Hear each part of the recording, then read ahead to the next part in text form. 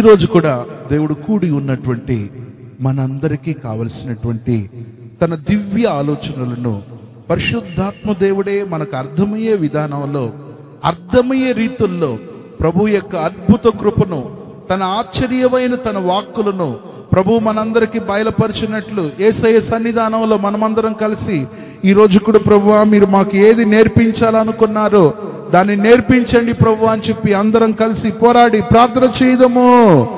యేసయ్యా నీ పరిశుద్ధ నామాన్ని బట్టి స్తోత్రాలు నాయనా. అయ్యా, ఖాళీ హృదయాలలో మేము ప్రభు ఖాళీ హృదయాలతో మీ సన్నిధికి చేరి ఉన్నాము దేవా. ఈరోజు మీరు మాతో ఏమి మాట్లాడాలనుకున్నారో నాయన దాన్ని మీరు మాట్లాడాలని కోరుకుంటున్నాం దేవా. నీ అద్భుత వాక్కులను వినిపించాలని కోరుకుంటున్నాము దేవా. యేసయ్యా, మా జీవితం ఎలా ఉండాలా, మా ఆత్మీయ జీవితం ఏ స్థితిలో మేము కట్టుకోవాలనో దాన్ని గురించి మీరు మాకు బోధించండి నాయన. నీ అద్భుత కృపలను, నీ ఆశ్చర్యకరుడును దయచూపియండి. మీ నామానికి ఘనత కలిగేటట్లు, మీ నామానికి మహిమ కలిగేటట్లు చేయండి. స్తుతి, ఘనత, మహిమ, ప్రభావాలు మీకే ఆరోపిస్తూ యేసు ప్రభు పేరిట వేడుకుంటున్నాము తండ్రి, ఆమేన్. కూర్చుందాం. ప్రియమైన వారలారా, ఈ దినాలలో ఒక్కొక్క వారం ఒక్కొక్క జంతువును గూర్చి నేను మీతో దేవుని వాక్యాన్ని పంచుకుంటున్నాను. ఇప్పటి వరకు ఎన్ని జంతువుల గురించి మనం నేర్చుకుని ఉన్నాం?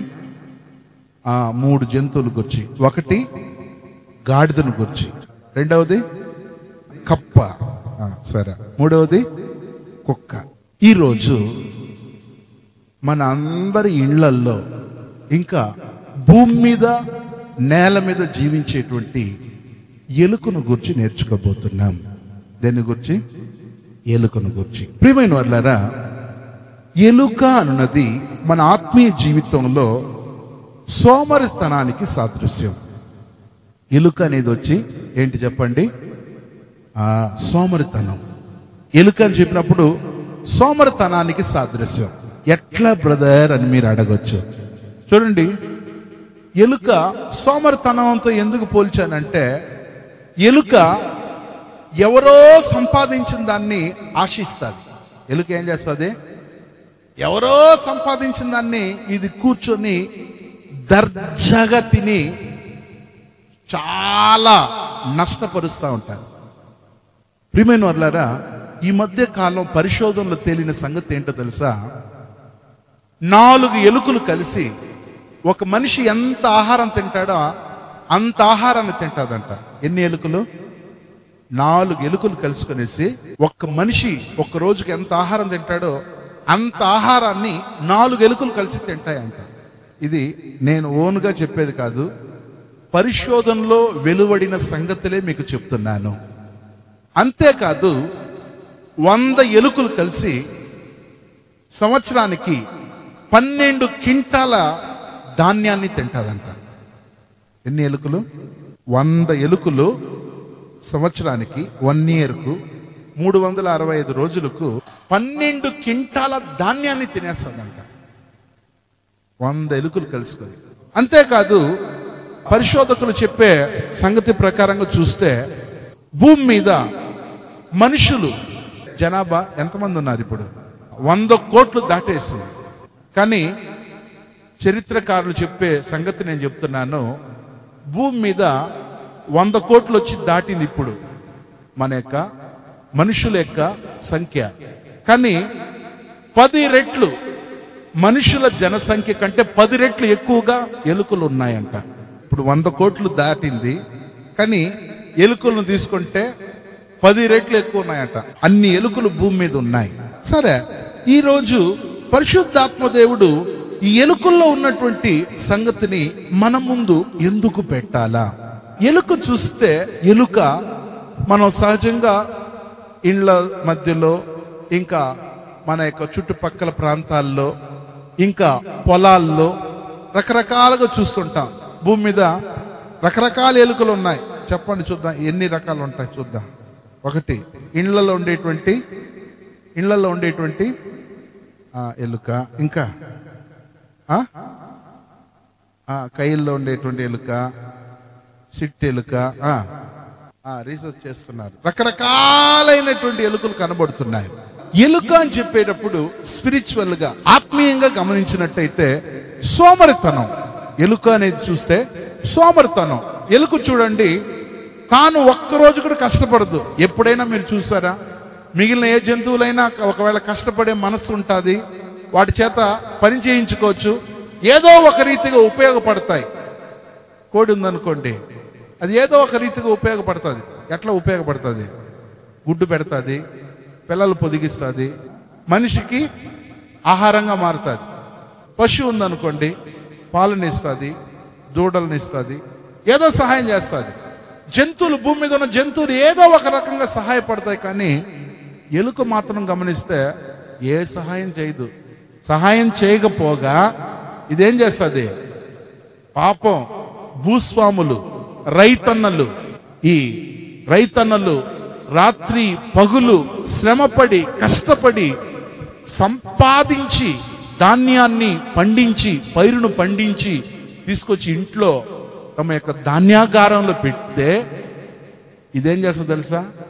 గోతాలన్నీ సంచేయడం, ఆ సంచులన్నిటినీ కొరికేయడం, కొట్టేయడం, వాటన్నిటినీ చిందర బిందర చేసేసి వాటన్నిటిని ధ్వంసం చేయడం.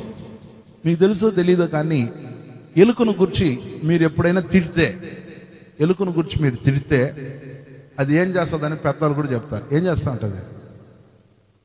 బట్టలన్నీ చేంజ్ చేస్తాయి. మీరు చూసారా లేదో తెలియదు కానీ నేను అనుభవించేదే చెప్తున్నా.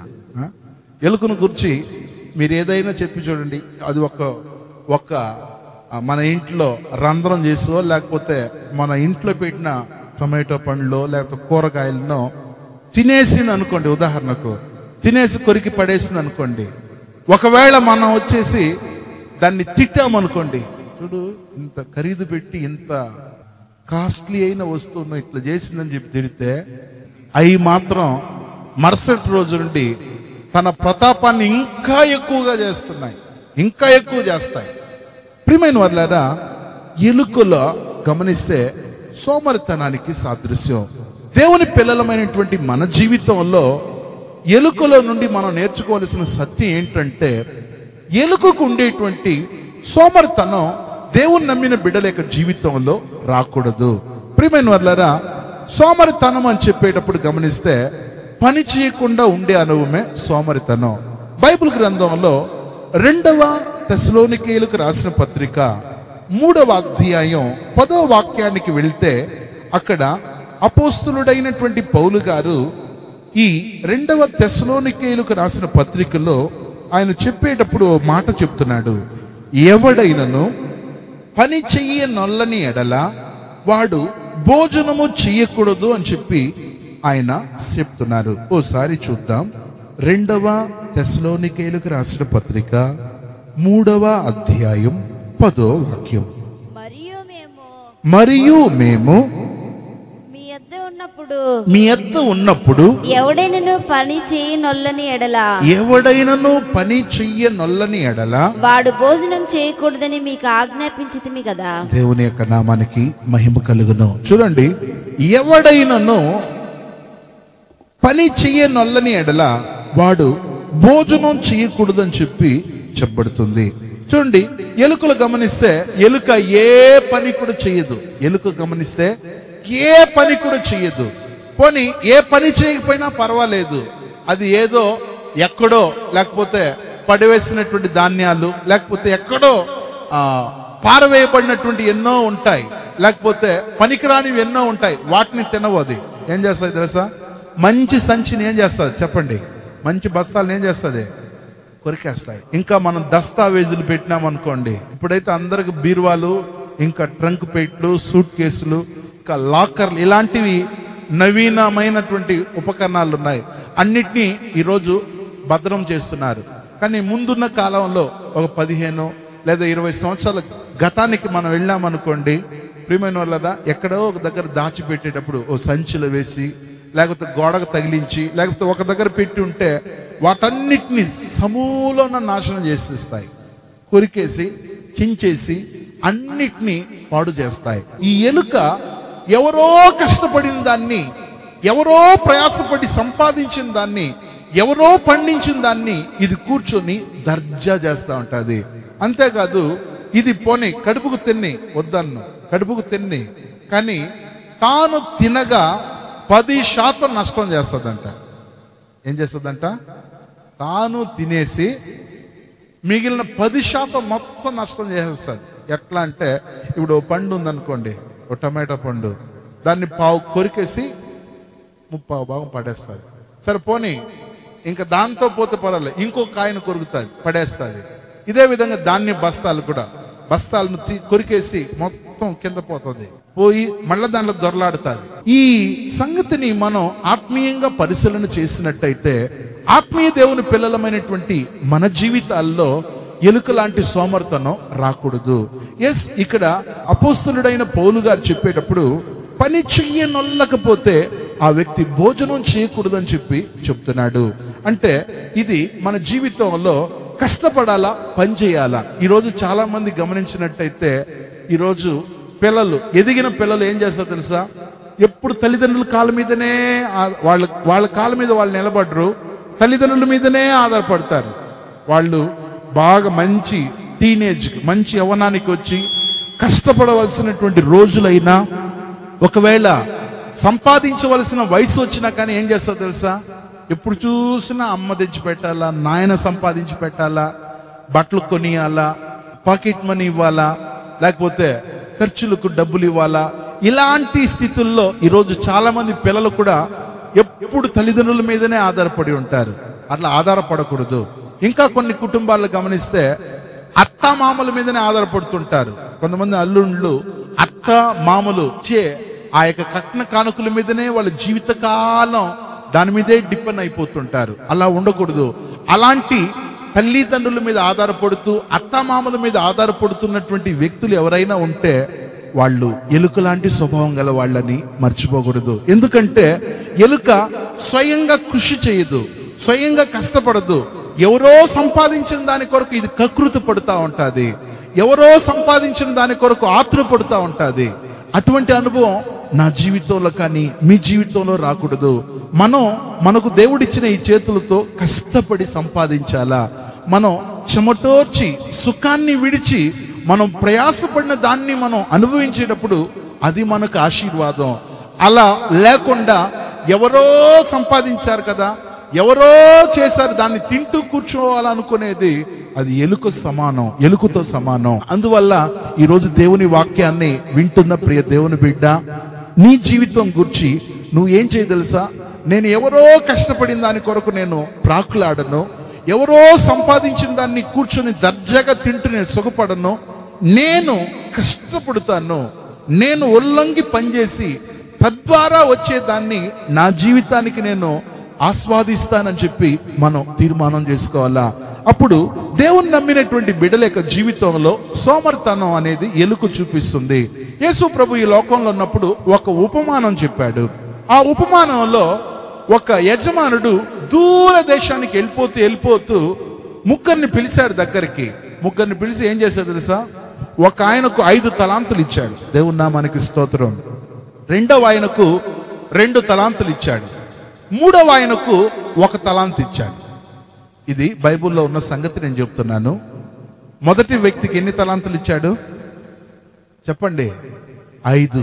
రెండో వ్యక్తికి ఎన్ని తలాంతులు ఇచ్చాడు? 2. మూడవ వానికి 1 తలాంతు. చూద్దాం, మీకు బైబిల్ తెరిచి చూపిస్తే మీకు బాగా అర్థమవుద్ది. ఒకసారి చూద్దాం.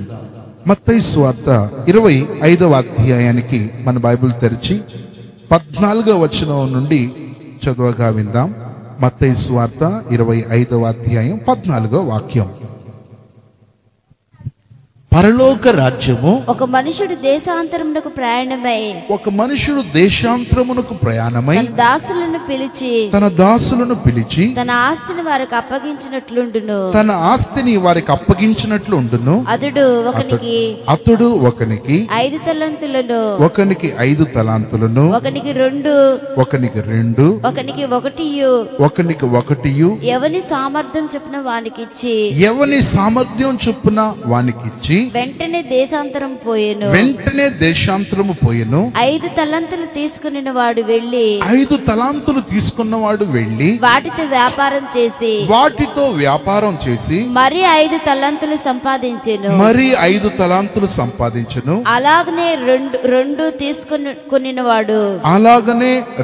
తీసుకునివాడు మరి 2 సంపాదించెను. అయితే 1 తలంతు తీసుకున్నవాడు వెళ్ళి భూమి త్రవ్వి తన యజమానిని సొమ్ము దాచిపెట్టెను. దేవుని నామానికి స్తోత్రం. సరే, ఇక్కడ ఇట్లా ఉండని, ఇక్కడ గమనిస్తే ఒక మనుషుడు దేశాంతరానికి పోయేటప్పుడు ఒక యజమానుడు తన దగ్గర ఉన్నటువంటి పని వాళ్ళను ముగ్గురిని పిలిచాడు. ఎంతమందిని పిలిచాడు?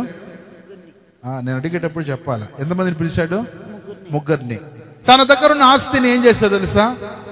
తన దగ్గర ఉండేటువంటి ఆస్తిని ఒక ఆయనకు 5 తలాంతులు ఇచ్చాడు. 1 తలాంతు ఎంత విలువ చేసేది? మనం ఏదో బైబిల్ క్యాజువల్ గా చదువుకుంటుంటాం, కానీ 1 తలాంతు ఎంత విలువ అని చెప్పి బైబిల్లో ఉందంటే ఒకసారి చూడండి. 1 తలాంతు ఇంచుమించు ఎంత ఉంటుందని చెప్పి అక్కడ 1 అనేటువంటి అంకె 15వ వాక్యంలో చూడండి. అతడు ఒకనికి, అక్కడ చూడండి, చదవండి ఒకసారి. అతడు ఒకనికి 5 తలాంతులను అని చెప్పి, అక్కడ 1 అనే చిన్న అంకె ఉందని చెప్పే వాళ్ళు ఒకసారి హల్లెలూయా చెప్పండి. ఉంది. ఆ 1 తలాంతుకి ఎంత ఖరీదు అని చెప్పి గమనిస్తే చూడండి, కింద చిన్న అక్షరాలతో 1 తలాంతు ఇంచుమించు అని ఉంది. ఎక్కడ కింద 1 తలాంతు ఇంచుమించు 3600 రూపాయలు కావచ్చును. దేవుని నామానికి మహిమ కలుగును. ఎంత 1 తలాంతు యొక్క ఖరీదు ఎంత చెప్పండి? 3600. 5 తలాంతులు ఎంత చెప్పండి? 1 తలాంతు 3600. 5 తలాంతులు చెప్పండి, కరెక్ట్ గా చెప్పండి. ఎంత? 18,000. సరే, అప్పుడు 1 తలాంతు వచ్చి 3600 రూపాయలు. 5 తలాంతులు వచ్చి 18,000. అప్పుడు ఈ వ్యక్తికి 5 తలాంతులు ఇచ్చాడు ఒక వ్యక్తికి. రెండో వ్యక్తికి 2 తలాంతులు ఇచ్చాడు. 2 తలాంతులు ఎంత ఖరీదు? 7,200. దేవుని నామానికి స్తోత్రం. సరే, ఇంకో వ్యక్తికి ఒకే తలాంతు ఇచ్చాడు. ఎంత? 1 తలాంతు 3,600 ఉన్నారని అర్థమవుతుంది. చేసి యజమాడు ఏం చేశాడు తెలుసా? తన పని కొరకు వెళ్ళిపోయాడు. బైబుల్ చెప్తుంది దేశాంతరం వెళ్ళాను అని చెప్పి ఉంది. సరే, కొంతకాలం అయిన తర్వాత ఈ యజమానుడు ఏం చేస్తాడు తెలుసా? కొంతకాలం అయిన తర్వాత బైబుల్ ప్రకారం గమనించినట్టయితే దేవుని వాక్యంలో చెప్పబడుతుంది. బైబుల్లో చాలా చక్కగా దాని గురించి ఇలా రాయబడి ఉంది. చూడండి, దేవుని మాటను గమనించినట్టయితే దేవుని యొక్క మాట ఈ రీతిగా చెప్పబడుతుంది. ఎన్నో వచనంలో చదువుతున్నాం. 19వ వాక్యంలో బహుకాలమైన తర్వాత ఆ దాసులు యజమానుడు వచ్చినట్లు వారి యొద్ద లెక్క చూచుకొనేను అని చెప్పి ఉంది. 19వ వాక్యం మత్తయి 25:19. బహుకాలమైన తరువాత ఆ దాసుల యజమానుడు వచ్చి వారి యొద్ద లెక్క చూచుకొనెను. ఏం చూశాడంట? లెక్క చూసుకున్నాడు. ఇప్పుడు ఈ ప్రసంగాన్ని నేను ఇట్లా చెప్తున్నా, కొంచెంసేపు వినండి, బైబిల్ చదవబాకండి. ఇప్పుడు 5 తలాంతులు ఇచ్చిన వ్యక్తి పోయి సంతోషపడి ఉంటాడు. ఒకవేళ నాకు కూడా 5 తలాంతులు ఇచ్చాడు, నేను సంతోషపడి ఉంటాను. ఏం చేసి ఉంటాను తెలుసా? 5 తలాంతులు ఇచ్చారా, నేనేం చేయాలా? దీన్ని భద్రంగా పెట్టుకోవాలా, దీన్ని ఇంకా సంపాదించాలా అని నేనైనా అనుకుంటాను, ఎవరైనా అనుకుంటారు, మీరైనా అనుకుంటారు. 2 తలాంతులు తీసుకున్న వ్యక్తి కూడా సంతోషపడేసి 2 ఉంది కదా, ఇంకా 2 సంపాదించాలి, ఇంకా సంపాదించాలనుకో. కానీ 1 ఉన్న వ్యక్తి నిరుత్సాహపడి ఉంటాడు. ఆ వ్యక్తి 5 ఇచ్చారు ఆయనకు, అవతల వ్యక్తికి 2 ఇచ్చాడు, కానీ నాకు 1 కదా ఇచ్చాడు అని చెప్పి ఒకవేళ నిరుత్సాహపడి ఉండొచ్చు. ఆ వ్యక్తి చేసింది తప్పు కాదు. ఆ వ్యక్తి ఏం చేశాడు? దాన్ని తీసుకెళ్లి ఏం చేశాడు? భూమిలో తవ్వి కూర్చోబెట్టాడు. అతను చేసింది ఒక్క రైతులో కరెక్ట్ అనిపిస్తుంది నాకు. ఎందుకంటే చూడండి, మనం ఇంట్రెస్ట్ గా ఉండేటప్పుడు ఇప్పుడు ఎవరైనా మనల్ని చాలా మంచిది గుడి కరెక్ట్ గా వస్తుందని అనుకో, ఉదాహరణకు చెప్తున్నా, నన్ను గురించి గొప్పగా చెప్పాడు బ్రదరు, ఇంకా రేపు అందరికంటే ముందు వచ్చేస్తానంట. అవునా కదా? చెప్పండి, నేను ఉదాహరణగా చెప్తున్నా. ఏం అనుకుంటుందా అనుకోదా? నన్ను గురించి బ్రదర్ ఎంత గొప్పగా చెప్పాడు, ఈరోజు 9 గంటలకు వచ్చిన దానికే అంత చెప్తే 8:30కి వచ్చేయాలనుకుని వచ్చేస్తాడు. ఇంకా చెప్తాడు అని. సరే, ఒకవేళ ఈమె లేట్గా వచ్చింది, ఈరోజు వచ్చినట్లు పరిగెత్తుకుని వచ్చింది అనుకోండి, ఉదాహరణకు బయటకు తొందరగా వచ్చేసింది. ఒకవేళ 10:30కి వచ్చింది అనుకో, 10 గంటలకు కూటం 9 గంటలకు వచ్చి ఉండాలా, 10 గంటలకు వచ్చిందంటే ఈ బ్రదర్ అందరి ముందు పరువు తీశాడు, ఇంక ఏమైందిలే పరువు తీసేశాడు కాబట్టి రేపు 11 కాదు 11:30కు పోయినా ఏం పర్వాలేదులే అనుకుంటుందా అనుకోదు? చెప్పండి, అనుకుంటుంది. ఈ ఒక్క తలాంతు తీసుకున్న వ్యక్తి యొక్క జీవితంలో కూడా ఆ వ్యక్తికి 5 ఇచ్చాడు, ఆ వ్యక్తికి 2 ఇచ్చాడు. నేనేం అంత తక్కువ? ఎట్లా వాళ్ళు ఏమన్నా చేసుకుని నేను తీసుకెళ్ళి భూమిలో పాతి పెడతానని పాతి పెట్టాడు. ఇంట్రెస్ట్ తగ్గుతుంది. మీరు కావాలంటే చూడండి, ఎవరైనా మన గురించి మంచిగా చెప్పేటప్పుడు ఇంకొంచెం సంతోషం వస్తుంది, చెడుగా చెప్పేటప్పుడు నా బ్రతుకు అంతేలే అనుకుంటాం. కొంతమంది కూడా మన ఇళ్లలో పిల్లలను 2 కొడుకులు ఉన్నారనుకో, పెద్దోడు చాలా బాగా చదువుతున్నాడు అన్నారనుకో, చిన్నోడు ఏమనుకుంటాడు, అమ్మ నాయన పెద్దోడిని అన్ననే పొగుడుతున్నారు, చూడు నన్ను వాళ్ళు ఇష్టపడటం లేదని చెప్పి ఆ బిడ్డలో ఓ కింశమైనటువంటి ఒక మానసికమైనటువంటి ఓలాంటి ఒక మనసులో ఒక బీజం పడిపోద్ది, ఓ విత్తనం పడిపోద్ది. నేను డల్ స్టూడెంట్ అంట, నాకు చదువు రాదంట అని చెప్పి ఆ బిడ్డలు అప్పుడప్పుడికే క్రియేట్ అయిపోతుంది. అప్పటికప్పుడే దాంట్లో ఆ మనసులో థాట్ ఏర్పడిపోద్ది. ప్రియమైన వాళ్ళారా, సహజంగా భూమి మీద గమనిస్తున్నప్పుడు ఎవరైనా ఎప్పుడైనా ఎక్కడైనా ఇదే 5 ఉన్న వ్యక్తికి సంతోషం, చాలా ఖుషిగా ఉంటాడు. ఈ వ్యక్తి కూడా అట్లనే ఏం చేశాడు, 5 తలాంతులతో ఇంకా 5 తలాంతులు సంపాదించాడు. బైబిల్ పరంగా 18,000తో పాటు ఇంకో 18,000 సంపాదించాడు. 2 తలాంతుల వాడు 7,200 కాబట్టి ఈ వ్యక్తి ఏం చేశాడు, 14,400 విలువ చేసే వ్యాపారం బిజినెస్ చేసుకున్నాడు. కానీ ఈ ఒక్క వ్యక్తి మాత్రం ఏం చేశాడు తెలుసా, దీన్ని తీసుకెళ్ళి ఎక్కడ పెట్టాడు, గుంట తవ్వి మట్టి త్రొవ్వి దాంట్లో పాతి పెట్టేశాడు. బహుకాలమైన తర్వాత యజమానుడు వచ్చాడు, రండి మీకు ఇచ్చింది ఏమైందని అడిగితే 5 తలాంతులు తీసుకున్న వ్యక్తి ఏం చేశాడు, అయ్యా యజమానుడా 5 తలాంతులు ఇచ్చారు, ఇదిగో ఇంకో 5 తలాంతులు సంపాదించానని చూపించాడు. అందుకు యజమానుడు ఎంత సంతోషపడ్డాడు చూడండి. ఒకసారి చూద్దామా? ఆ వాక్యం గమనించినట్టయితే ఈ రీతిగా చెప్పబడుతుంది. 20వ వాక్యం. అప్పుడు 5 తలాంతులు తీసుకుని వాడు 5 తలాంతులు తీసుకుని వాడు మరి 5 తలాంతులు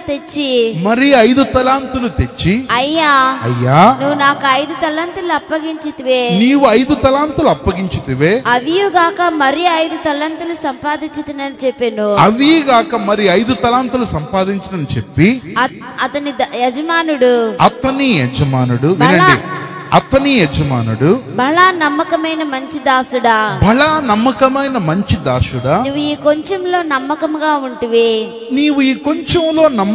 ఉంటివి, నిన్ను అనేకమైన వాటి మీద నియమించదును,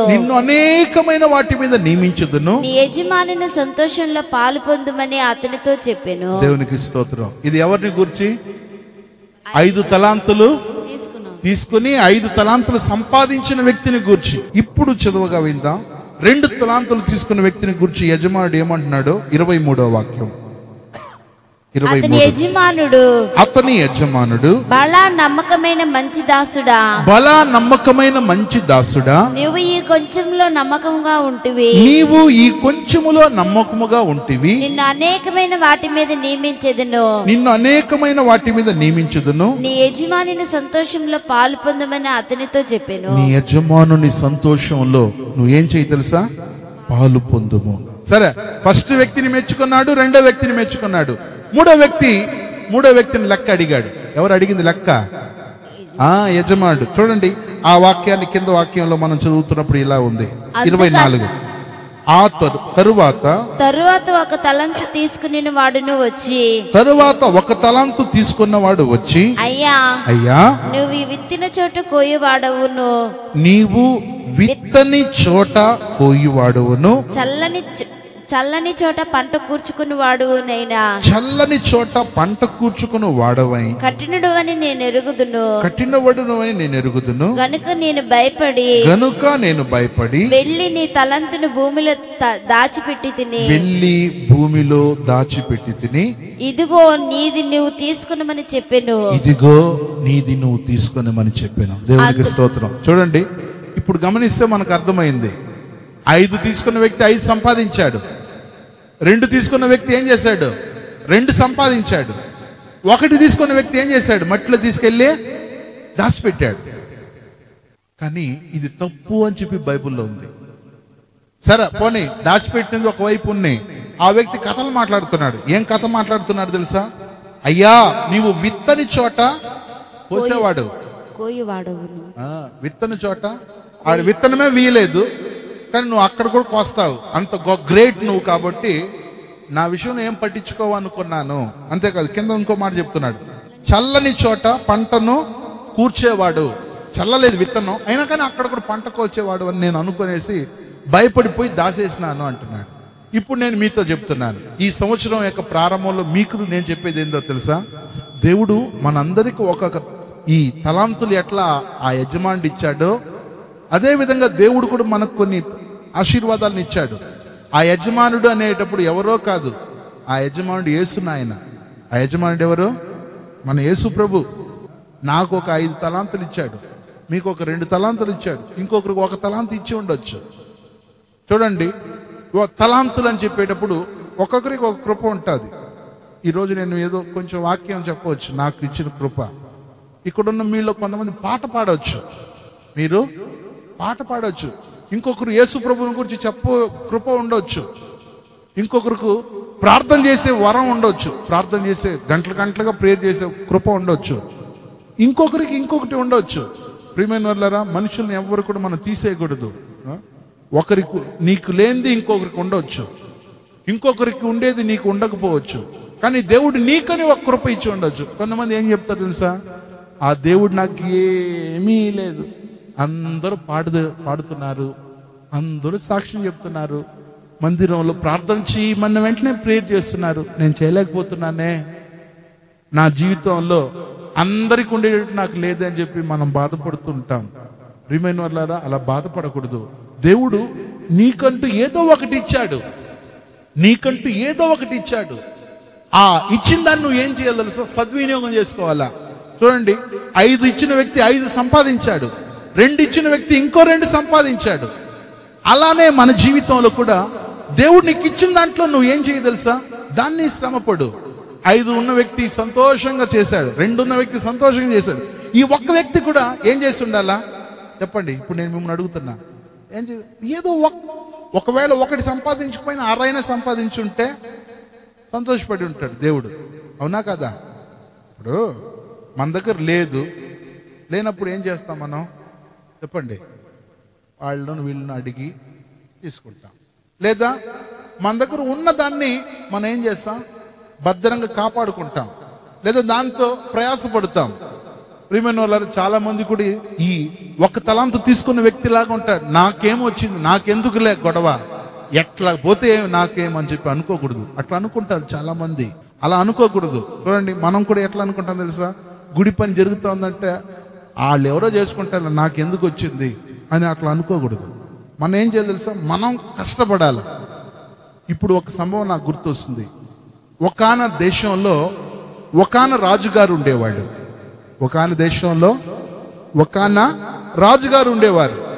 ఆ రాజుకు వచ్చి తన ప్రజలందరూ ఎట్లాంటి వాళ్ళు తెలుసుకోవాలని చెప్పి ఒక రాజుగారికి ఒక కోరిక. రాజుగారి యొక్క కోరిక ఏంటి తెలుసా? తన దేశంలో తన ప్రజలు ఎట్లాంటి వాళ్ళు మంచోళ్ళ చెడ్డోళ్ళ ఎట్లాంటి వాళ్ళు తెలుసుకోవాలని చెప్పేసి ఒకరోజు దండోరా వేయించాడు. ఏంటో దండోరా తెలుసా? వీధి యొక్క ఊరి యొక్క నడి బొడ్డున ఓ పెద్ద డ్రమ్ము పెడతాను. ఏం పెడతాను? ఓ పెద్ద డ్రమ్ము పెడతాను. ఆ డ్రమ్ములో తలా ఒక ఇంటి వాళ్ళు తమ తమ వంతు చొప్పున ఓ గ్లాస్ నిండా పాలు తీసుకొచ్చి దాంట్లో పోయండి అన్నాడు. ఏం చెప్పాడు? ఓ గ్లాస్ నిండా పాలు తీసుకొచ్చి పలానా రోజు ఉదయం 7 గంటలకు దాంట్లో పాలు పోయండి అన్నాడు. ఇట్లా వారమంతా దండోరాలు వేయించాడు. వారం ఊరు మొత్తం దండోరాలు వేశాడు.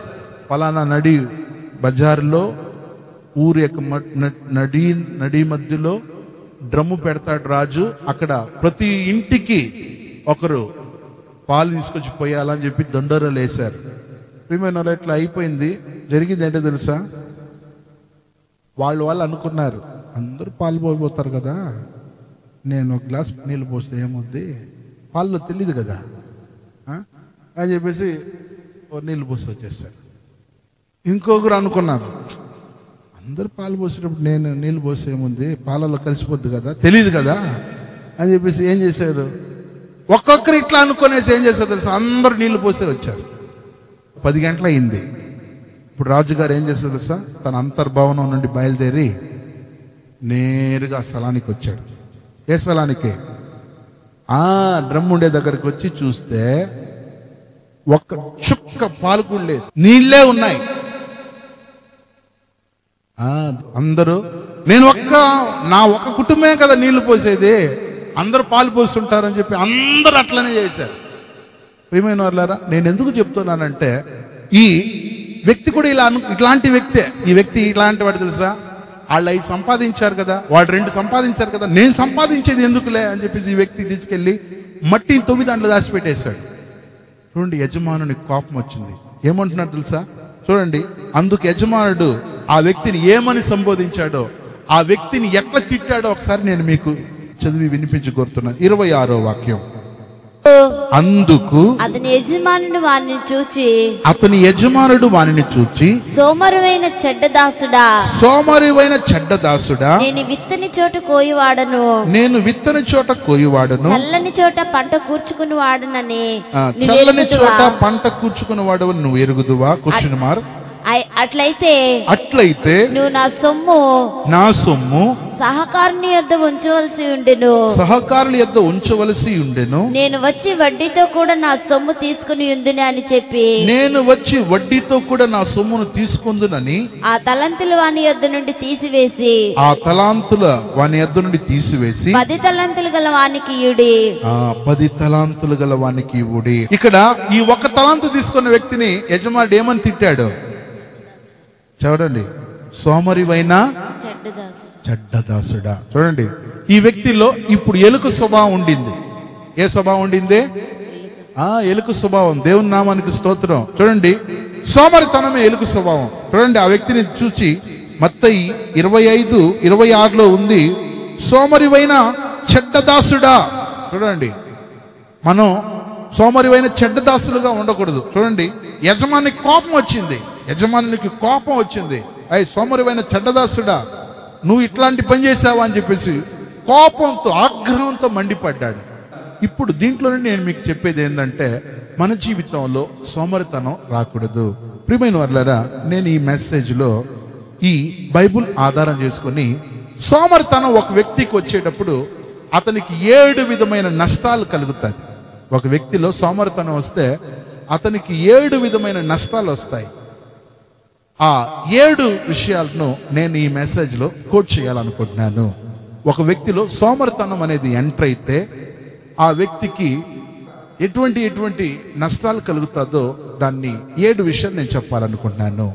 మొదటిది, నేను చెప్పబోయే 7 సంగతుల్లో సామెతల గ్రంథంలో మాత్రం 6 కార్యాలు ఉన్నాయి.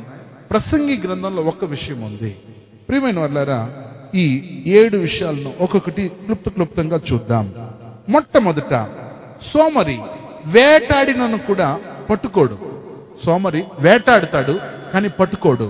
ఓసారి చూద్దామా? సామెతల గ్రంథం 12వ అధ్యాయం 27వ వచనం. సామెతల గ్రంథం 12వ అధ్యాయం 27వ వాక్యం. సోమరి వేటాడినను పట్టుకొనుడు. దేవునికి స్తోత్రం. చూడండి, సోమరి వేటాడినను పట్టుకోడంట.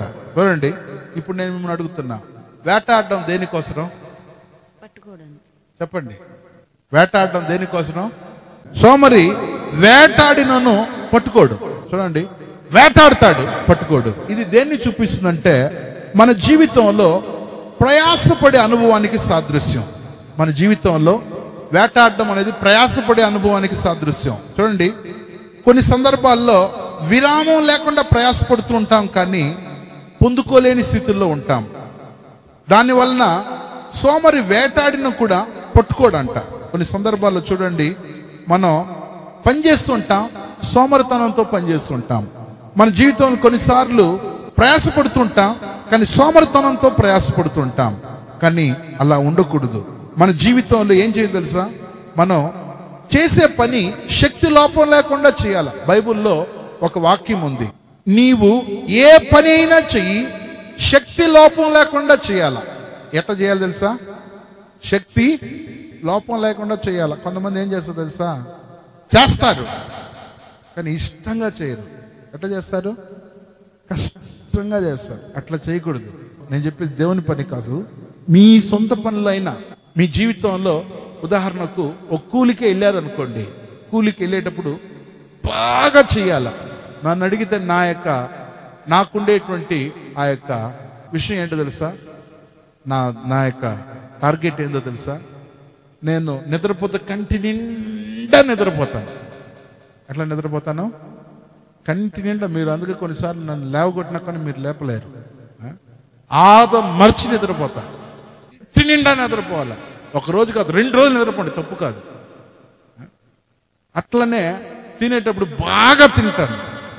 ఒక ప్లేట్ కాదు, 3 ప్లేట్లు తిన్నా తప్పు కాదు. ఎన్ని ప్లేట్లు తిన్నా తప్పు కాదు? 3 ప్లేట్లు తిన్నా తప్పే కాదు. అదే సమయంలో పని అని వచ్చేటప్పుడు ఏం చేయాలి తెలుసా? కష్టపడి పని చేయాలి, ఒళ్ళు ఊనమైపోయేటట్టు చేయాలి. ఏదో పై పై పై కొంతమంది పని ఎట్లా ఉంటుంది, పై పై పై పై పై పై పై. అది నాకు అస్సలు నచ్చదు. కొంతమంది బట్టలు ఉతకాలంటే, నాకు ఒక సిస్టర్ బట్టలు ఉతికిచ్చేది, ఈ అక్క కాదు, సేవలో ఉన్నప్పుడు ఉతికిచ్చేది. ఊరికి అట్లా అట్లా అట్లా అంటే మనిషి అట్లా పెట్టేది అంతే. దాంట్లో మురికే పోదు. దేవుని నామానికి స్తోత్రం. ఆ సిస్టర్ వంట ఎట్లా చేస్తుంది తెలుసా? మాంసం కూర ఉంటే దాన్ని ఏం గిడిగేది ఏం లేదు, పెట్టడం దాన్ని తీసి అట్లా పెట్టి. అన్నం కూడా అంతే, ఉడకకుండా. అది ఏదైనా ఆశీర్వాదమా? కొంతమంది ఇట్లనే ఉంటారు, చేస్తారు, చెయ్యరు అని చెప్పను, చేస్తారు కానీ శక్తి లోపం, పూర్తిగా చేయరు. ఇప్పుడు చూడండి, నేను ఎందుకు ఇంత నొక్కా నుంచి ఒక్కదాన్ని 2 సార్లు ఎందుకు చెప్తానంటే, నేను కూడా ఇట్లా చెప్పదు,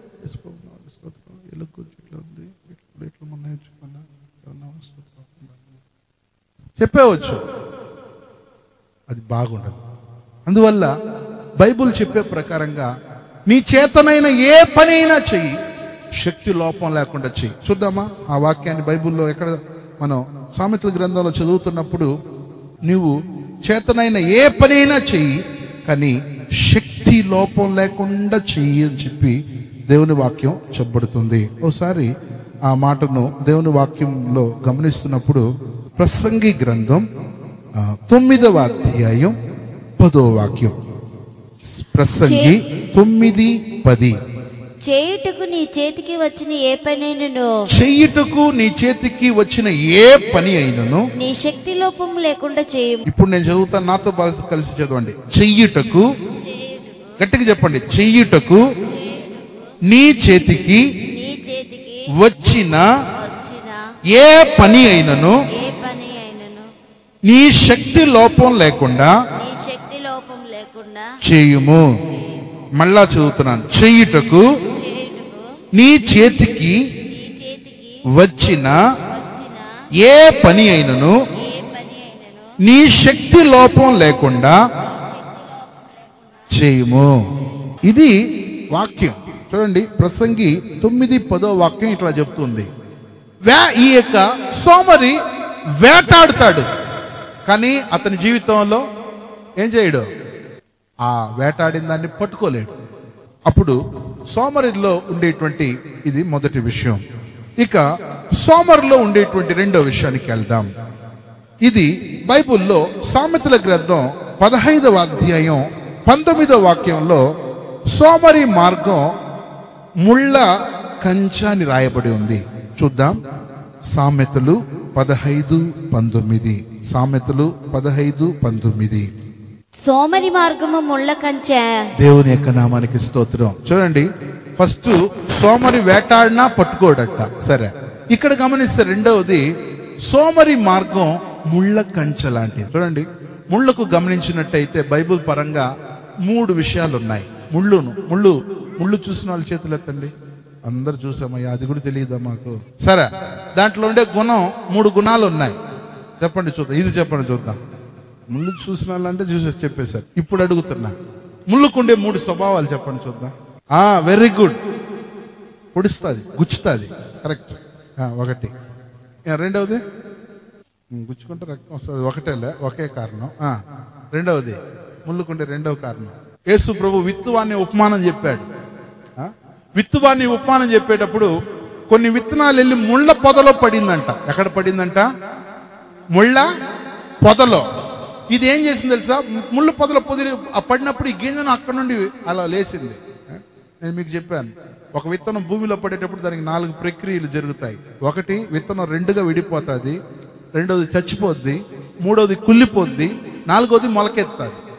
మళ్ళా చెప్తున్నాను, ఒక విత్తనం భూమిలో పడేటప్పుడు ఫస్ట్ జరిగే ప్రక్రియ 2గా విడిపోతుంది. రెండవది అది చచ్చిపోతుంది. మూడవది కుళ్ళిపోతుంది. 4వది మొలకెత్తుంది. ఇట్లా ఆ ముళ్ళ కంపలో పడింది, ముళ్ళ పొదలో పడింది. అలా ప్రక్రియ జరిగి ఒక్కసారి అలా ఎదిగితే ఈ చెట్టు పైకి రాకుండా ఏం చేసింది? ముళ్ళు పైన ఏముంది? అనగదొక్కేసి. దేవుని నామానికి స్తోత్రం. ఇది ముళ్ళకుండే స్వభావం, పైకి రాకుండా అణిచేస్తుంది. ఇది రెండవది. అన్ని వాక్యాలు ఉన్నాయి. అంతేకాదు, ఈ ముళ్ళు అనేది వచ్చేసి, ఈ ముళ్ళు గమనించినట్టయితే ఫస్ట్ ఏమో దీనికి ఉండే పొడిచే స్వభావం, గుచ్చే స్వభావం. రెండవది అలా ఎదగకుండా అణిచేసే స్వభావం. మూడవది ఏంటో తెలుసా? చిక్కుగా ఉంటాయి. ముళ్ళుకు చూస్తే స్ట్రైటే ఉండదు, వంకర టింకరగా ఉంటుంది. ఒక మాటలు చెప్పాలని మన భాషలో చిందిరి బిందిరిగా ఉంటుంది. దానికి ఒక క్రమం అనేదే ఉండదు, ఎట్టుబడిన అట్టు ఉంటుంది. ఇదే విధంగా ఈ యొక్క సోమరివాణి యొక్క జీవితం కూడా ఎలాంటిదంటే, సోమరివాణి మార్గం ముళ్ళ కంచె లాంటిది. అంటే సోమరి వ్యక్తి యొక్క జీవితంలో గుచ్చే స్వభావం, ఇంకా అణిచేసే స్వభావం, సిందర బిందరగా ఉండేటువంటి స్వభావం. అందువల్ల మన మార్గాలు, ఇక్కడ మార్గం అని చెప్పి రాయబడి ఉంది. చూడండి, సోమరి మార్గం ముళ్ళ కంచె వంటిదని రాయబడింది. మార్గం అని చెప్పినప్పుడు మన క్రియలకు సాదృశ్యం. సోమరి మార్గం ముళ్ళ కంచె లాంటిదని చెప్పబడుతుంది. అంటే చిక్కు సమస్యలకు సాదృశ్యం. మన జీవితంలో చిక్కు సమస్యల నుండి మనం బయటపడాలా, చిక్కు సమస్యలు లేకుండా ఉండాలా. నేను ఒక ఆయన కొరకు ప్రేర్ చేసినప్పుడు, ఆ వ్యక్తి కోసం ప్రార్థన చేస్తున్నప్పుడు దేవుడు నాకు ముళ్ళ కంచెను చూపించాడు. అప్పుడు నేను ఆయనకు చెప్పాను ఎట్లా అని. అప్పుడు ఆయన మీరు చెప్పింది కరెక్ట్ సార్, నా జీవితం అట్లానే ఉంది సార్ అని చెప్పడం జరిగింది. చూడండి, ముళ్ళకు ఉండేటువంటి స్వభావాలు ఇవి. టైం లేదు కాబట్టి నేను 3వ విషయానికి వెళ్తున్నాను. 3వది సోమరితనం ఉండే వ్యక్తిలో గమనిస్తే 3వ అనుభవం ఏంటంటే, సామెతలు 19:15 ప్రకారంగా, Proverbs 19th chapter 15th verse, సోమరితనం గాఢ నిద్రలో పడవేసేటట్లు బైబిల్ చెప్తుంది. సోమరితనము గాఢ నిద్రలో పడవేయును. దేవుని నామానికి స్తోత్రం. ఇప్పుడు కూడా చాలా మందికి ఇదే అనుభవం ఉంది. ఏ అనుభవం? నిద్రపోయే అనుభవం. ఇప్పుడు అట్లా ఉన్నారు. నాకు ఒక అయ్యగారు తెలుసు. ఆయన వాళ్ళ ఇంటికి నేను దగ్గర 1000 సార్లు వెళ్ళి ఉంటాను. ఆయన ఇంటికి ఒక్క రోజు కూడా ఆయన ఇంట్లో నిద్రపోయినట్టు నేను చూడలే. పగులు పోయినా, రాత్రి పోయినా, మధ్యాహ్నం పోయినా, తెల్లవారుజాము పోయినా, ఏ టైం ఇంట్లో పోయినా కానీ ఆయన నిద్రపోయినట్టే చూడలేదు. కానీ చర్చిలో ఒక్కరోజు కూడా ఆయన ప్రార్థన చేసినట్టు చూడలే. చర్చిలో ఆయన ప్రార్థన చేసినట్టే చూడలే. మీకు అర్థమైపోయి ఉంటుంది. చర్చికి వస్తే చాలు గురకపెట్టి నిద్రపోతుంటాడు. ఇంట్లో ఏ టైంకి పోయినా నిద్రపోయినట్టే చూడలే. చర్చిలో ఏ రోజు ప్రార్థన చేసినట్టు చూడలే. అలాంటి వాళ్ళగా మనం ఉండకూడదు. చూడండి, ఇక్కడ సోమరితనం గాఢ నిద్రలో పడేస్తుందంట. సోమరితనం ఎక్కడ పడేస్తుందంట? గాఢ నిద్రలో పడేస్తుంది. అంటే కొంచెం సేపు కునుకుతాం, కొంచెం సేపు నిద్రపోతాం, ఇంకొంచెం సేపు అట్లా ఉంటామని ఉండకూడదు. చాలా మంది మన ప్రాంతంలో లేదు, దాన్ని సంతోషపడుతున్నాను. ఒకవేళ అలాంటి సోమరితనంలో ఉంటే మనం సరిదిద్దుకోవాలా. కొన్ని పట్టణాల్లో కొంతమందికి ఏ పని ఉండదు, ఎప్పుడు చూసినా నిద్రపోతుంటారు, ఎప్పుడు చూసినా నిద్రపోతుంటారు. ఒకవేళ షుగర్ అనుకో, అది తప్పు కాదు, నిద్రపోవచ్చు. ఒకవేళ వేరే అనారోగ్యమా, నిద్రపోవచ్చు, తప్పు కాదు. మంచి దేవుడు ఆరోగ్యం ఇచ్చి, దేవుడు మంచి బలం ఇచ్చి, మంచి శక్తి ఇచ్చిన తర్వాత ఏదో పని చేసుకుంటూ ఉండాలి తప్ప మనం నిద్రపోకూడదు. సోమరిగా ఉండే వ్యక్తి ఏం చేస్తా తెలుసా? సోమరిబోతులు ఏం చేస్తా తెలుసా? తెల్లవారి 6 అయినా కానీ లేరు, 7 అయినా లేరు, 8 అయినా లేరు. ఒకవేళ ఇట్లాంటి వాళ్ళు ఎవరైనా ఉంటే మీరు చెప్పండి వాళ్ళకు. ఈరోజు మా మందిరంలో మా బ్రదర్ మీ గురించి చెప్పాడు, 8 గంటలైనా నిద్రపోతారంట, 10 గంటలైనా నిద్రపోతారంట, వాళ్ళు సోమరులంట అని చెప్పండి. బైబుల్లో దీన్ని గురించి, ఓ సోమరి, చీమల ఎద్ద పోయి నువ్వు జ్ఞానం తెచ్చుకో. సోమరి ఏమనుకుంటాడంటే తెలుసా? వాక్యం చూపిస్తే మీరు చదవగలరు. చూడండి, సామెతల గ్రంథం 6వ అధ్యాయంలో మనం చదువుతున్నప్పుడు, ఇంకొంచేపు పండుకొందును, ఇంకొంచెం సేపు ఆ వ్యక్తి ఏం చేస్తాడని చూద్దాం. ఒకసారి ఆ మాటను దేవుని వాక్యంలో ఎలా ఉందో ఒకసారి చూద్దామా? ఒకసారి బైబుల్ను సామెతల గ్రంథం 6వ అధ్యాయం 9-10 వాక్యాలు. సామెతలు 6, 9, 10 వచనాలు. సోమరి ఎందాక నువ్వు పండుకొని ఉందువు. వినండి, సోమరి ఎందాక నీవు పండుకొని ఉందువు, ఎప్పుడు నిద్ర లేచెదువు, ఎప్పుడు నిద్ర లేచెదువు, ఇంకా కొంచెం నిద్రించదునని, ఇంకొంచెం నిద్రించదునని, కొంచెం కునికెదనని, ఇంకొంచెం కునికెదనని, కొంచెం సేపు చేతులు ముడుచుకొని పరుండెదనని, ఇంకొంచెం సేపు చేతులు ముడుచుకొని పరుండిదనని నువ్వు అనుచుందువు. అందుచేత దోపిడిగాడు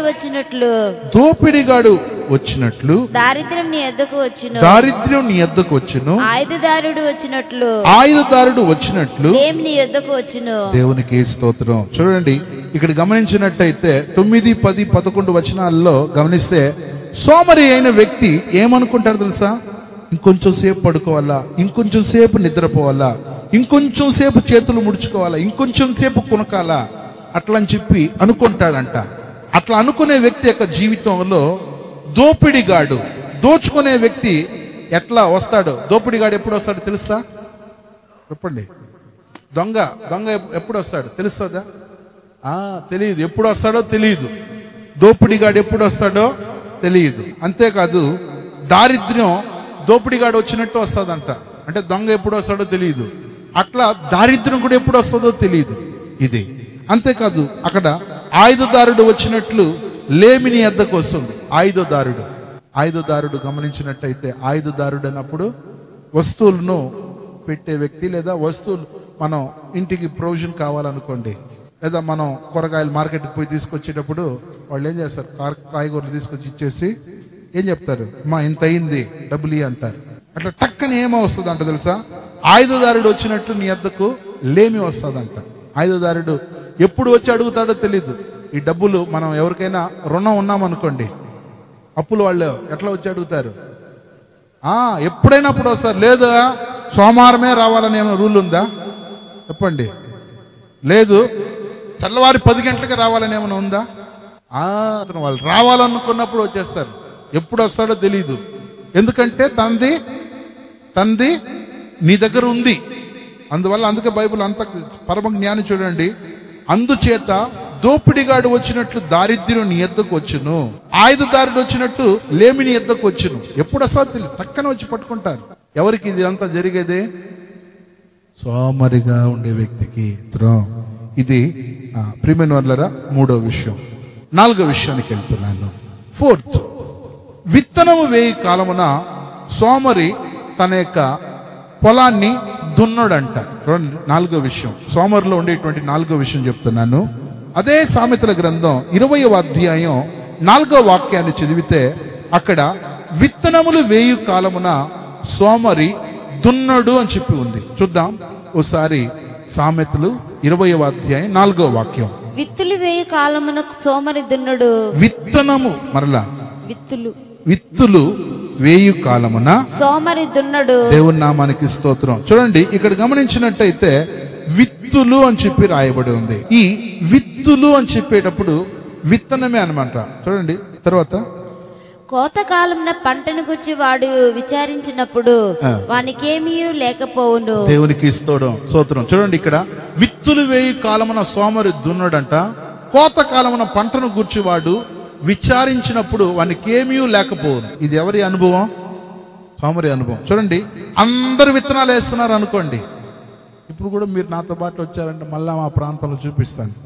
కొన్ని పొలాలు మధ్యలో ఉంటాయి, కొన్ని పొలాలు రహదారిలోనే మనం దారిలో వెళ్తున్నప్పుడు కనబడతా ఉంటుంది. కొన్ని పొలాలు వెనక చిక్కిపోయి ఏమై ఉంటుంది తెలుసా?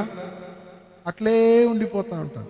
భూమి ఉంటుంది, ఆ భూమిలో సేద్యం ఉండదు, బీడు భూమిగా ఉండిపోద్ది. చూడండి వాస్తవం. కొన్ని పొలాలు చూస్తే కొన్ని పొలాలు పచ్చగా ఉంటుంది, కొన్ని పొలాలు ఏమీ లేకుండా నిర్మానుషంగా బీడు భూమిగా ఉంటుంది. అంటే నేను మిమ్మల్ని అడగొచ్చు, ఏమడగొచ్చు? ఆ పొలాన్ని విత్తనాలు వేస్తే రాదా? ఎందుకు రాదు? కొన్ని నీళ్లు ఉంటాయి,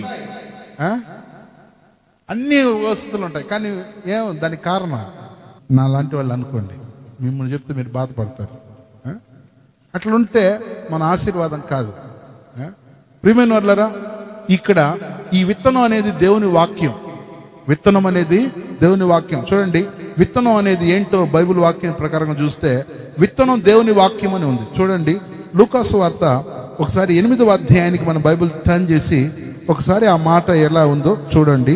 విత్తనం దేవుని వాక్యం అని ఉంది. 11వ వాక్యం, లూకా 8:11. విత్తనము ఈ ఉపమాన భావమేమనగా విత్తనము దేవుని వాక్యము. హల్లెలూయా. విత్తనం ఏంటంట? దేవుని వాక్యం. చూడండి, ఈ యొక్క సోమరి విత్తు కాలమున ఏం చేయడంట? దున్నడంట భూమిని. ఇప్పుడు మనల్ని మనం పోల్చుకున్నాం అనుకో, విత్తనం ఏంటి? విత్తనం వచ్చే దేవుని వాక్యం. అప్పుడు దేవుని వాక్యం ఎప్పుడు దొరుకుతుందో అప్పుడు మనం వినలేదనుకో, మనం ఎవరు? మనం విత్తనం. ఇప్పుడు దేవుని వాక్యం ఇప్పుడు ప్రకటించబడుతూ ఉంది, మనం ఇది వినకుండా మన ఇంట్లో ఉన్నామనుకో, మనం ఎవరో కాదు, మనం సోమరులం. ఏదైనా చూడండి, ఓ టైం ఉంటుంది, ఆ టైం దాటింది అనుకోండి, ఓ టైం ఉంటుంది, ఆ టైం బారైంది అనుకోండి, అది ఎక్స్పైర్ అయిపోద్ది. అందుకే ప్రభుత్వం కూడా గమనించినట్టయితే తయారు చేసే ప్రతిదానికి మ్యానుఫ్యాక్చరింగ్ అయ్యేటువంటి డేట్ వేస్తారు, తయారీ అయినటువంటి డేట్. అదే సమయంలో అది ఎప్పుడు పాడైపోద్దో, ఎప్పుడు ఎక్స్పైర్ అయిపోద్దో ఆ డేట్ కూడా వేస్తారు. అప్పుడు ఈ విత్తనం వేయి కాలమున ఈ వ్యక్తి ఏం చేయాలి తెలుసా? భూమిని దున్నాల. అందుకే బైబిల్ గ్రంథంలో గమనించినట్టయితే యెహోవా మీకు సమీపంలో ఉండగానే ఆయన్ను వేడుకొనుడి అని చెప్పి బైబిల్లో ఉంది. ఆయన సమీపంలో ఉండగానే ఆయన్ను వేడుకొనండి అని బైబిల్ చెప్తుంది. చూడండి, ఓసారి యెషయా గ్రంథంలో మనం చదువుతున్నప్పుడు యెహోవా మీకు సమీపంలో ఉండగానే ఆయన్ను ఏం చేయాలని చెప్పి ఉందంటే, ఒకసారి చూడండి, యెషయా గ్రంథంలో మనం చదువుతున్నప్పుడు ఈ రీతిగా దేవుని వాక్యం చెప్పబడుతుంది. ఆయన సమీపమున ఉండగానే ఆయన్ను మీరు వేడుకొనండి. యెషయా గ్రంథం 55:6. యెహోవా మీకు దొరుకు కాలమందు ఆయనను వెదకుడి. ఆయన సమీపంలో ఉండగా ఆయన్ను వేడుకొనుడి. దేవునికి స్తోత్రం. కానీ ఈ అనుభవం సోమరికి లేదు. ఈ సోమరికి విత్తనం వేయు కాలమున ఈ వ్యక్తి తన భూమిని దున్నడు.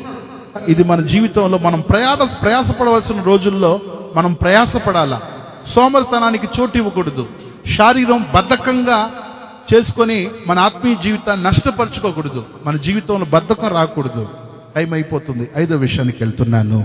5వది, సోమరి వాని చేను దాటి రాగా ఆ చేను ఎలా ఉండిందంటే తెలుసా? బలిసినటువంటి ఆ యొక్క ముళ్ళ పొదలతో తుప్పలతో నిండిందంట.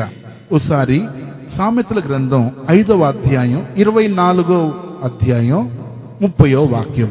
సామెతలు 24:30. సోమరివాని చేను నేను దాటి రాగా, తెలివి లేని వాని ద్రాక్ష తోట నేను దాటి రాగా, ఇదిగో దాని అంతటా ముండ్ల తుప్పలు బలిసి ఉండెను, ధూళిగుండ్లు వాని కప్పి ఉండెను. దేవుని యొక్క నామానికి స్తోత్రం. చూడండి, 30వ వాక్యం, సామెతలు 24:30. చూడండి, నేను సోమరి వాని చేను దాటి రాగా, తెలివి లేని వాని ద్రాక్ష తోట నేను దాటి రాగా, ఇదిగో దాని అంతయు ముళ్ళ తుప్పలతోనూ బలిసి ఉండేను అని చెప్పి దేవుని వాక్యం. మళ్ళా చదువుదా. సోమరి వాని చెన్ను నేను దాటిరాగా, తెలివి లేని వాని ద్రాక్ష తోట నేను దాటిరాగా, ఇదిగో దాని అంతటా ముండ్ల తుప్పలు బలిసి ఉండెను, దూలగొండ్లు దాన్ని కప్పి ఉండెను, దాని రాతి గోడ పడి ఉండెను. నేను దానిని చూచి యోచన చేసుకుంటుని, దాన్ని కనిపెట్టి బుద్ధి తెచ్చుకుంటుని. దేవుని యొక్క నామానికి స్తోత్రం కలుగును. చూడండి, ఇక్కడ గమనించినట్టయితే సోమరి వాణిలో ఉండేటువంటి 5వ లక్షణం ఏంటంటే, ఆ వ్యక్తి ఆ యొక్క అన్ని బలిసిపోయి ఆ యొక్క ముళ్ళ తుప్ప, గచ్చ పొదలు, ఇంకా ధూళిగుండి, ఇంకా గోడ పడిపోయి ఉండడం, ఇలాంటి అన్ని కూడా చిందరబిందరగా ఉన్నా కానీ ఈ వ్యక్తి పట్టించుకోలేని స్థితిలో ఉన్నాడు. ఇది నేను దేంతో పోలుస్తున్నానంటే, మన జీవితంలో కూడా మనం కూడా దేవునికి ఇష్టం లేని స్వభావాలు చేస్తూ, ఒకవేళ మన పాపాన్ని సరి చేసుకోకుండా, మన ఆత్మీయ జీవితాన్ని కట్టుకోలేక, అయ్యో నేను వాక్యం చదవట్లేదే, నేను ఉపవాసం ఉండట్లేదే, నేను టైంకు దేవుని దగ్గరకు పోవట్లేదే అనేటువంటి ఒక చింత, బాధ మనకు లేకుండా ఉండే అనుభవమే ఇది. ఈ వ్యక్తి సోమరి వాని చేను దాటి రాగా తుప్పలతోనూ బలిసినటువంటి దాంతో నిండి ఉంది. అంటే దేవుని యొక్క నుండి వచ్చే ఆశీర్వాదాలను మన జీవితంలో ఉన్న మళ్ళీనో ఏం చేస్తా తెలుసా, మన రోత జీవితం, మన యొక్క బ్రతుకుల్లో ఉండేటువంటి ఆ యొక్క స్థితిగతులన్నీ కూడా సరి చేయకుండా అట్లే ఉండిపోతాం. మనం అలా ఉండకూడదు. మన జీవితాన్ని ఎప్పుడప్పుడు సరి చేసుకుంటూ ఉండాలి. చూడండి, ఒక దీపం వెలుగుతూ ఉండాలంటే దానికి మసి ఏర్పడతా ఉంటుంది. ఏం చేయాలా? మసి అంతా క్లీన్ చేయాలా. ఓ పొయ్యి ఉందనుకోండి, పొయ్యిలో మనం కట్లు వేసుకొని మనం పొయ్యి మండిస్తున్నాం అనుకోండి, దాంట్లో బూడిద ఏం చేస్తా ఉండాలి? ఏం చేయాలా? బయట తీసేస్తా ఉండాలి. ఒకవేళ ఉన్నీలా పర్వాలేదు అనుకుంటే ఏమవుతుంది? మంట సరిగ్గా తగలదు, మంట రాదు, పొయ్యి ఆరిపోద్ది. ఇదే విధంగా మన జీవితంలో కూడా ఏవేవి బాగలేదో వాటన్నిటిని తీసేసుకోవాలా, మన జీవితాన్ని సరిచేయాలా. నా జీవితంలో ఎక్కడెక్కడ దేవునికి సరైన కనెక్షన్ లేదో దాన్ని సరిచేయాలా. అది ఈ సోమరి చెయ్యడు. ఇది 5వ విషయం. 6వ విషయం చెప్తున్నాను. 6వది, సోమరి వాని చేతులు పరిచయనొల్లవంట. ఒకసారి చూడండి, సామెతల గ్రంథం 21వ అధ్యాయం 25వ వచనం ముగిస్తాను. సామెతలు 21:5-25. సోమరి వాని చేతులు పని చేయనొల్లవు. దేవుని నామానికి స్తోత్రం. చూడండి, సోమరి వాని చేతులు పని చేయనొల్లవు. చూడండి, దేవుడు మనకిచ్చిన చేతులు అన్నది కష్టపడి పని చేయడానికి. చూడండి, మన యొక్క చేతులు వచ్చేసి మనం ఎప్పుడు కూడా కష్టపడడానికి అభ్యాసం చేయాలా. దేవుని వాక్యంలో గమనిస్తే దేవుడు మనకిచ్చిన ఈ చేతితో మనం కష్టపడాలా. మన వలన అయ్యే పనులన్నీ మనం చేయాలా. ఇది కష్టపడడానికి. బైబిల్ గ్రంథంలో విలాప వాక్యం 3:27 చదివితే అక్కడ యవ్వన కాలమున కాడి మోయిట నరునికి మేలు అని చెప్పి బైబిల్ హెచ్చరిస్తుంది. ఒకసారి చూడండి, బైబిల్లో విలాప వాక్యం 3:27లో యవ్వన కాలమున కాడి మోయిట నరునికి మేలు అని బైబిల్ చెప్తుంది. యవ్వన కాలమున కాడి మోయిట నరునికి మేలు, అతని మీద దాన్ని మోపిన వాడు యెహోవాయే. దేవుని యొక్క నామానికి స్తోత్రం. చూడండి, అందుకే మన దేశ నాయకుడు అయినటువంటి మహాత్మా గాంధీ ఒక మాట చెప్పాడు. ఏం చెప్పాడు తెలుసా? తన చెయ్యే తనకు సహాయం, తన చెయ్యే తనకు సహాయం. అవును, మనం కష్టపడే వాళ్ళగా ఉండాలి. అందుకే బైబిల్లో కూడా కీర్తనకారుడు చెప్పేటప్పుడు 128వ కీర్తన 2వ వాక్యంలో నిశ్చయముగా నీవు నీ చేతుల కష్టార్జితం అనుభవించదువు అని చెప్పి భక్తుడు అంటున్నాడు. 128వ కీర్తన 2వ వాక్యం. నిశ్చయముగా నువ్వు నీ చేతుల కష్టార్జితం అనుభవించదువు. నిశ్చయముగా నీవు చేతుల కష్టార్జితం అనుభవించదు. దేవునికి స్తోత్రం. నీకు మేలు కలుగును. దేవునికి స్తోత్రం. చూడండి, నీ కష్టార్జితాన్ని అనుభవిస్తావు. ఎందుకంటే నీ చేతుల కష్టార్జితాన్ని అనుభవిస్తావు. అప్పుడు ఈ సోమరికి కష్టపడి పని చేయనొల్లవు చేతులు. ఇది 6వ విషయం. 7వ విషయం చెప్పి ముగిస్తాను. 7వది, ప్రసంగి 10వ అధ్యాయం 18వ వాక్యంలో సోమరితనం చేత ఇంటి కప్పు దిగబడిపోవును అని చెప్పి రాయబడి ఉంది. సోమరితనము చేత ఇంటి కప్పు దిగబడిపోవును. హల్లెలూయా. గట్టిగా హల్లెలూయా, హల్లెలూయా. చూడండి, సోమరితనము చేత ఇంటి కప్పు దిగబడిపోవును అని చెప్పింది. మన జీవితంలో ఎప్పుడెప్పుడు చేసుకోవాల్సిన పనులు అప్పుడప్పుడు పూర్తి చేసుకోవాలా. చూడండి, మళ్ళా చెప్తున్నాను, ఎప్పుడెప్పుడు చేసుకోవాల్సిన పనులు ఏం చేయాలా? అప్పుడప్పుడు పూర్తి చేసుకోవాలి. ఎట్లా నేను చెప్తున్నానంటే, దేవుడు ఇస్కియా అనే రాజుకు ప్రత్యక్షమై ఏం చెప్పాడు తెలుసా? ఓ ఇస్కియా, నీ ఇల్లు నువ్వు చక్క పెట్టుకో అన్నాడు. చూడండి, ఒకసారి యెషయా గ్రంథం 38వ అధ్యాయం 1వ వాక్యానికి వెళ్తే అక్కడ ఇస్కియాను చూచి దేవుడు చెప్పిన మాట ఏంటో తెలుసా? ఓ ఇస్కియా, నీ ఇల్లును నువ్వు చక్క పెట్టుకో అని చెప్పాడు. బైబిల్ గ్రంథంలో గమనిస్తే ఇస్కియా యొక్క జీవిత చరిత్రను గురించి బైబిల్లో దగ్గర 3 స్థలాల్లో రాయబడి ఉంది. బైబిల్ ప్రకారంగా చెప్తున్నాను, ఇస్కియా యొక్క జీవిత చరిత్రను బైబిల్లో 3 స్థలాల్లో రాయబడి ఉంది. నేను 3 స్థలాలు చదవాలని కోరట్లేదు, కానీ రెఫరెన్స్ చెప్తాను, నోట్ చేసుకోండి. ఒకటి వచ్చేసి ఈ హిజ్కియా యొక్క జీవితాన్ని గురించి బైబిల్లో గమనిస్తే బైబిల్లో చెప్పబడుతుంది. రాజుల గ్రంథంలో ఈ వ్యక్తిని గురించి బైబిల్లో ఒకసారి చెప్పబడుతుంది. బైబిల్లో రాజుల గ్రంథంలో మనం చదువుతున్నప్పుడు హిజ్కియా యొక్క జీవిత చరిత్రను, ఆ వ్యక్తి ఎలా తనకు మరణకరమైన వ్యాధి వచ్చిందో, ఆ వ్యాధి సమయంలో ఈ వ్యక్తి అట్లా కన్నీళ్లు పెట్టుకున్నాడో దాని గురించి 2వ రాజులు 20వ అధ్యాయంలో ఉంది ఒకటి.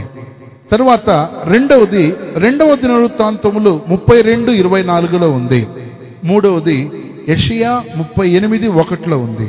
మళ్ళా చెప్తున్నాను, 2వ రాజులు 20వ అధ్యాయం 1వ వాక్యం, రెండవది దినవృత్తాంతములు 2వ అధ్యాయం 32:24, మూడవది యెషయా 38:1. సరే, ఒక్క దగ్గర చదువుదాం.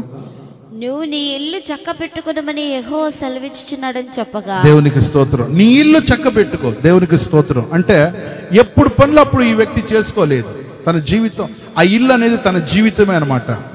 మనం ఆత్మీయ జీవితాన్ని సరిపెట్టుకోవాలా. చూడండి, ఇక్కడ సోమరి తన ఇంటికి పైకప్పు దిగబడిపోయింది, అయినా కానీ దాని గురించి ఈ వ్యక్తి చింత లేకుండా కనబడుతున్నాడు.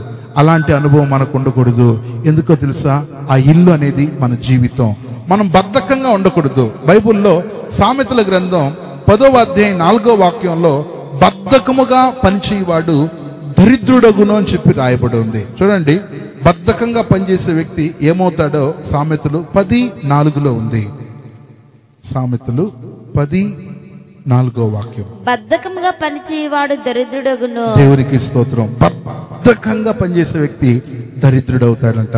అంతేకాదు, సామెతలు 13:4లో సోమరి ఆశపడినా కానీ వాని ప్రాణానికి ఏమీ దొరకదంట. చూడండి, సామెతలు 13:4. సోమరి ఆశపడును కానీ వాని ప్రాణమునకేమీ దొరకదు. దేవుని యొక్క నామానికి స్తోత్రం. వాని ప్రాణానికి ఏమీ దొరకదు. ప్రియమైన వాళ్ళారా, సోమరిలో ఉన్న 7 లక్షణాలు మన జీవితంలో ఉండకూడదు.